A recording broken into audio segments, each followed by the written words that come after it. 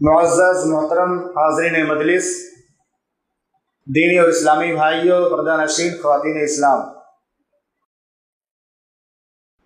مختصر سے وقت کے لیے میں آپ کے سامنے ایک اہم موضوع لے کر حاضر ہوا ہوں، اور وہ موضوع ہے گھروں کی اصلاح اور خواتین۔ یقیناً گھروں کی اصلاح میں خواتین کا سب سے بڑا رول ہوتا ہے۔ ابن عثیمین رحمہ اللہ فرماتے ہیں باہر کی دنیا کی اصلاح کی ذمہ داری مردوں پر ہے۔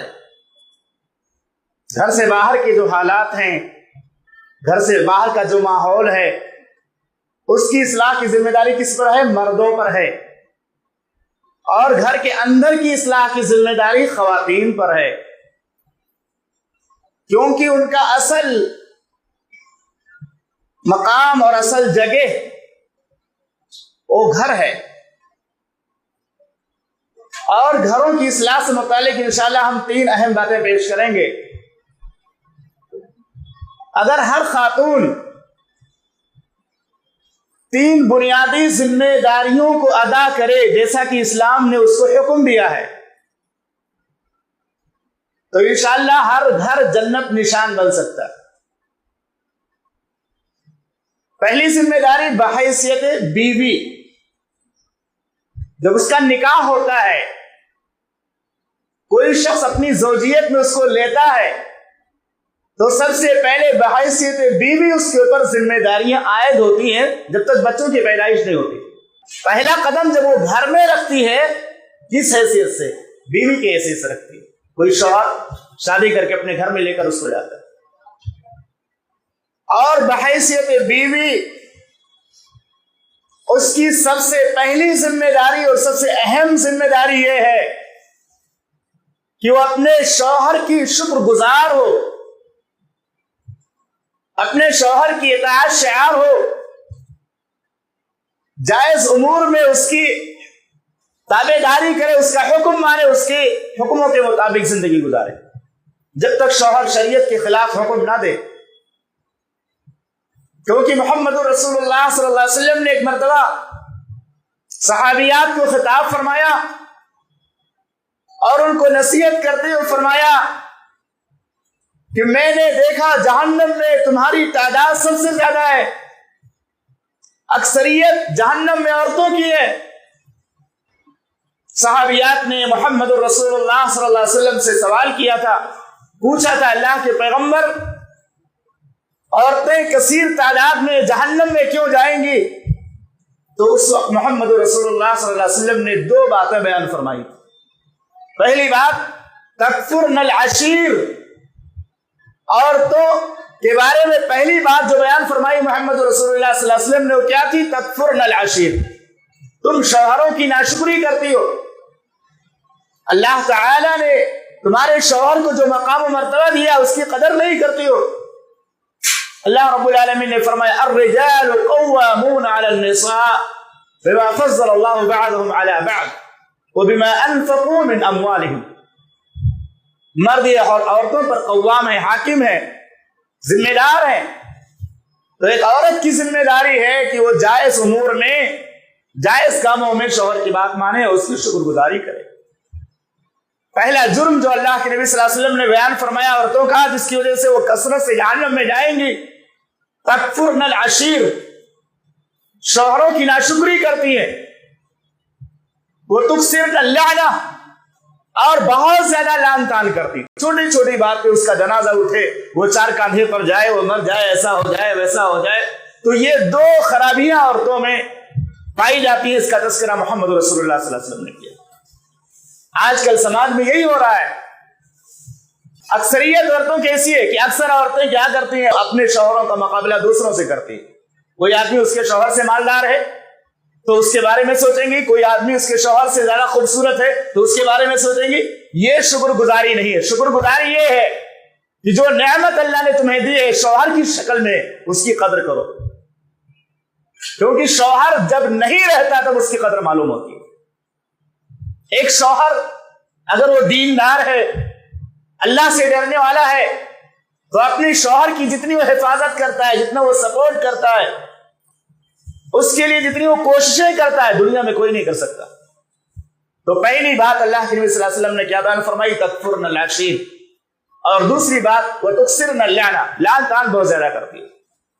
ایک حدیث میں بخاری کی روایت میں اللہ کے نبی صلی اللہ علیہ وسلم نے یہاں تک بیان فرمایا، لو احسنت الی احداہن الدہر، اگر تم کسی عورت کے ساتھ پوری زندگی احسان کرو، ایک لمبے زمانے تک احسان کرو، اور اس کے بعد کوئی کمی ہو جائے تمہاری طرف سے، کوئی نقص ہو جائے، تو کہیں گی زندگی بھر تم سے کوئی خیر نہیں ملا، زندگی بھر تمہارے ساتھ ہمیں کوئی بھلائی نہیں ملی، کبھی ہمیں سکھ نصیب نہیں ہوا۔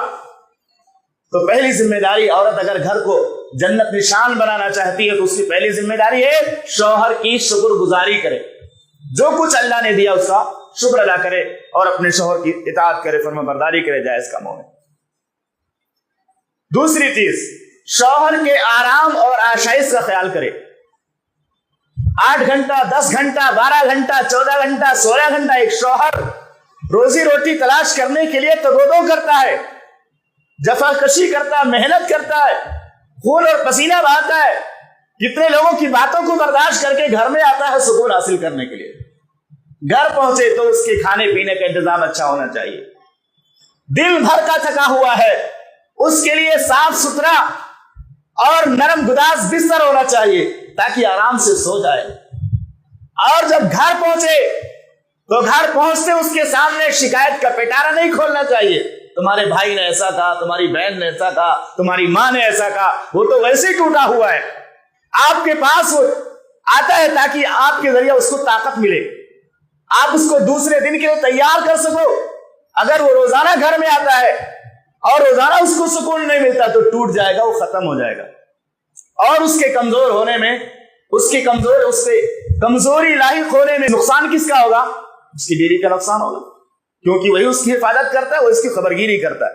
اور اسی لیے اللہ رب العالمین نے فرمایا، شادی اور نکاح کا مقصد بیان کرتے ہوئے لِتَسْكُنُوا إِلَيْهَا، تاکہ تم بیوی سے اور بیوی شوہر سے سکون حاصل کرے، بیوی کو شوہر کے ذریعہ اور شوہر کو بیوی کے ذریعہ سکون حاصل ہو۔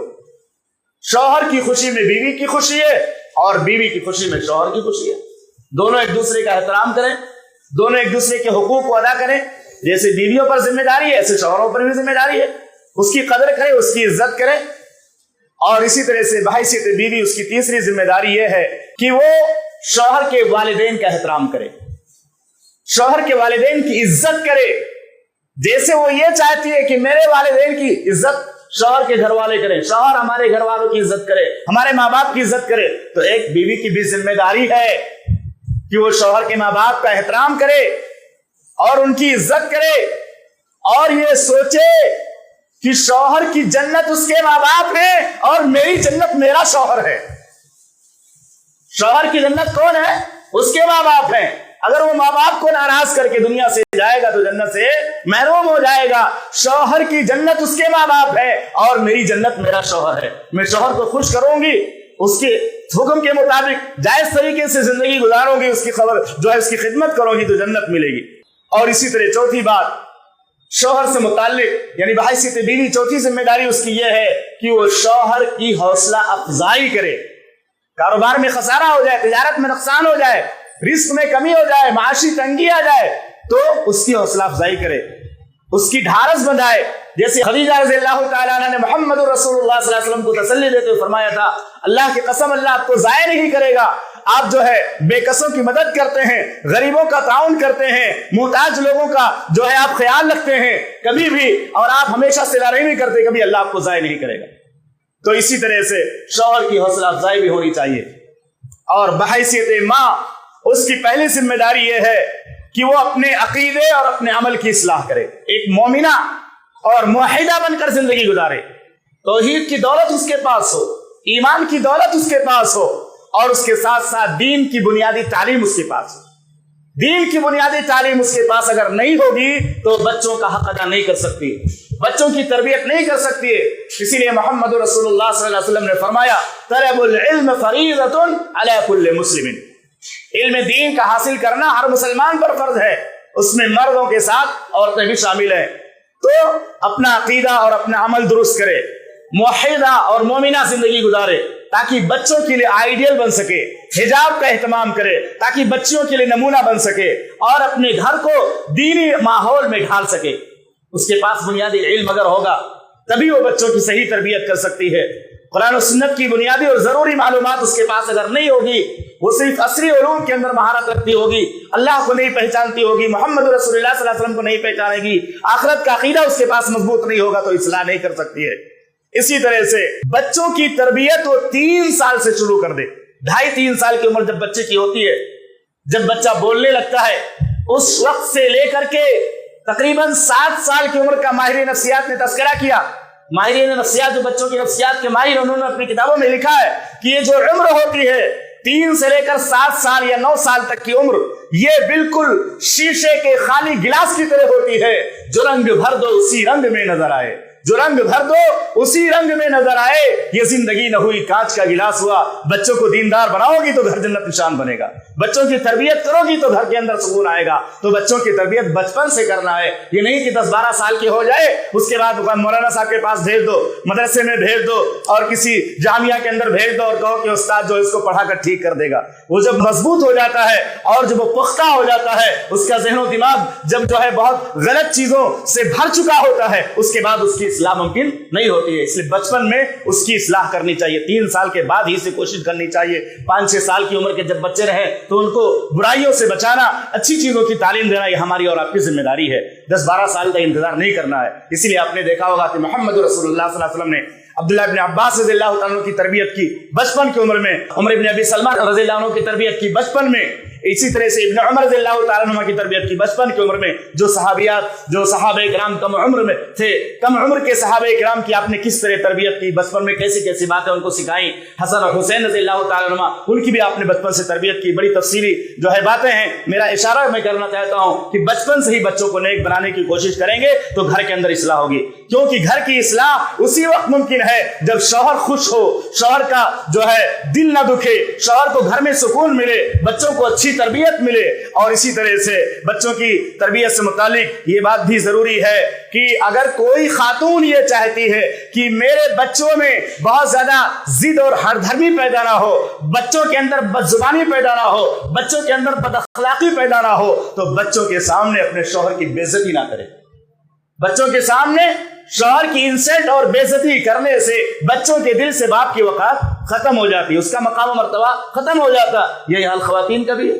اگر بچوں کے سامنے بیوی کی اور ماں کی بے عزتی کی جائے تو بچوں کی نظر میں اس کی ویلو ختم ہو جاتی ہے۔ اس کا بھی خیال کرنا چاہیے کہ ہم اپنے بچوں کے سامنے کوئی شکایت کی بات شوہر سے متعلق نہ کریں۔ جو کچھ کرنا ہے تنہائی میں اکیلے میں اس مسئلے کو حل کریں۔ بچوں کے سامنے چیخنا، چلانا، لڑنا، جھگڑنا آج یہ ہمارے زمانے میں فیشن بن چکا ہے، اور بہت سارے سیریل جو لوگوں کو گمراہ کرنے کے لیے چل رہے ہیں، ان سیریلوں نے تو ہماری امت کا بیڑا غرق کیا ہوا ہے۔ قرآن و سنت سے لوگوں کو دور کیا، لوگوں کے اندر الحاد کا فتنہ پیدا کیا، لوگوں کے اندر جو ہے صلہ رحمی کے بجائے قطع رحمی کا فتنہ پیدا کر دیا۔ تو یہ ساری خرابیاں پیدا ہوئی ہیں بہت ساری سیریلوں کی وجہ سے اور غلط پروگراموں کے دیکھنے کی وجہ سے۔ اور آخری ذمہ داری یہ ہے کہ خواتین گھر میں اگر رہیں تو گھر میں ماں باپ ہیں شوہر کے، ان کو ملا کر کے رکھیں۔ گھر میں شوہر کی بہن ہے تو اس کو ملا کر کے رکھیں، شوہر کے بھائی یا دوسرے رشتہ دار ہیں تو سب کو جوڑ کر کے رکھیں، سب کے ساتھ معاملات خوشگوار رکھیں، سب کے ساتھ تعلقات خوشگوار بنا کر کے رکھیں تو ان کو عزت ملے گی، ان کو احترام ملے گا، سارے لوگ ان کی قدر کریں گے۔ لیکن اگر صرف شوہر کو پکڑ لیا کہ شوہر صرف میرا ہے، اس میں کسی اور کا حصہ نہیں ہے، میں نے اس سے نکاح کیا ہے، باپ سے تم نے اس کو کاٹ دیا، شوہر کو اس کی بہنوں سے کاٹ دیا، بھائیوں سے کاٹ دیا، صلہ رحمی کرنے کے بجائے قطع رحمی کرنے پر مجبور کر دیا، تو آپ کے گھر میں کبھی برکت نہیں آ سکتی ہے اور سکون نہیں آ سکتا۔ یہ چند باتیں اللہ رب العالمین کی توفیق سے میں نے گھروں کی اصلاح سے متعلق پیش کی ہیں۔ اللہ سے دعا ہے کہ رب العالمین ہمارے سماج اور معاشرے کی خواتین کو بحیثیت بیوی اور بحیثیت ماں اور اسی طرح سے بحیثیت مصلحہ اپنی ذمہ داریوں کو ادا کرنے کی توفیق عطا فرما۔ رب العالمین ہماری نیکیوں کو قبول فرما، گناہوں کو درگزر فرما اور ایمان کے ساتھ موت نصیب فرما، آمین۔